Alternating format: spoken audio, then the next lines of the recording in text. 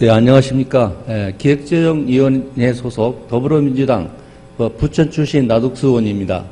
저는 오늘 50만 이상 기초자치단체에도 부시장을 2명 둘 수 있도록 하는 법률 개정과 재정이 열악한 기초자치단체의 재정자주권 확보를 위한 도의 지원을 촉구하고자 이 자리에 섰습니다.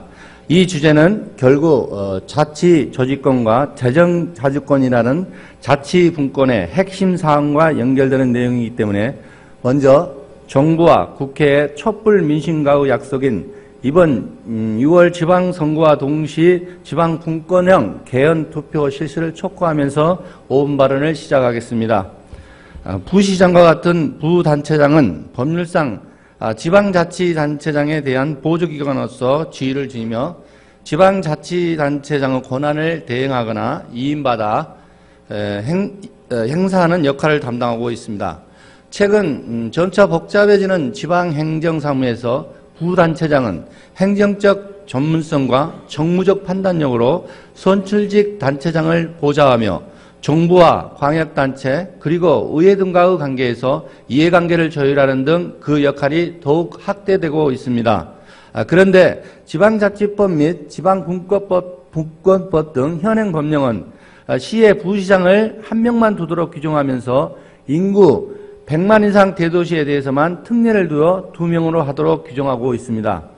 부천시를 비롯한 인구 50만 이상 100만 미만은 7개 시의 평균 인구는 72만 명으로 다른 일반 시의 평균 23만 명의 3.1배에 이릅니다.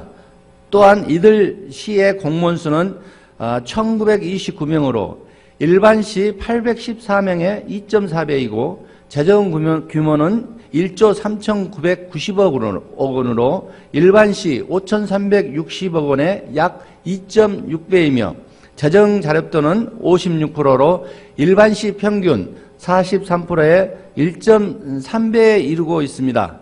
이를 통해 인구 50만 이상 시의 행정 수요와 부단체장의 기능이 일반 시보다 훨씬 복잡 다양하다는 사실을 알 수 있습니다. 이처럼 점차 증가하는 행정 수요와 부단체장의 다양한 역할 그리고 인구 50만 이상 100만 미만 시의 인구와 재정 규모를 고려할 때 부단체장 한 명은 부족하다고 판단됩니다. 이미 지방자치법 제175조는 도의 관할구역 안에 시 중 인구 50만 이상을 대도시로 규정해 행정과 재정 운영 등에서 다른 시와 다른 특례를 적용할 수 있도록 규정하고 있습니다. 따라서 자치분권형 개헌에 따라 행정조직을 자유롭게 구성, 운영할 수 있는 자치조직권이 완전히 확보되기 이전이라도 지방분권법 개정을 통해 인구 50만 이상 대도시에 대해서도 단체장 수를 2명으로 상향시켜야 합니다.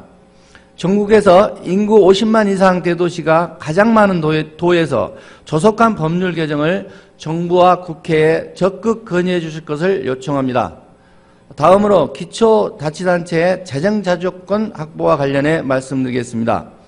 문재인 정부는 지난해 10월 연방제에 버금가는 강력한 지방분권을 목표로 하는 자주분권 로드맵을 발표하였습니다. 주민 입장에서 바라보는 자치권은 지역 특색과 다양한 주민 수요에 맞는 차별화된 공공 서비스가 제공되며 자치단체가 스스로 책임하에 자기 지역의 문제를 해결할 수 있는 상태가 될 것입니다. 지역 내에서 이루어지는 소비 경제활동이 지방재정 확충과 지방세출로 연결되고 다시 이것이 지역경제를 촉진하고 주민복지를 향상시키는 선순환 관계가 이루어지는 것, 이것이야말로 진정한 자치분권의 모습이라고 하겠습니다. 그러나 현재 상황을 살펴보면 도를 비롯해 전국적으로 재정 여건이 어려운 상당수 기초자치단체는 자체 수입으로 행정 인건비조차 충당하기 어려운 현실에 놓여 있습니다. 이들이 여전히 상급단체의 재정 지원에만 의존하는 상태에서는 지속적이고 급변하는 주민들의 수요를 충족시킬 수 없고 진정한 자치분권도 이루기 어렵습니다. 현재 도와 시군 간 재정지출 비율과 지방세 중 도세와 시군세 비율이 적정한지 검토해야 합니다. 장기적으로 광역과 기초 간 이전 규모를 줄이고 기초자치단체 자주재원인 지방세 비율을 확대하는 세제 개편안에 대해서 논의해야 합니다. 자치분권 실현을 위해 늘 앞장서 일하고 있는 경기도가 기초자치단체의 재정자조건 확보를 위해서도 일정 역할을 다할 것을 촉구하면서 이상 5분 발언을 마치겠습니다. 끝까지 경청해 주셔서 감사합니다.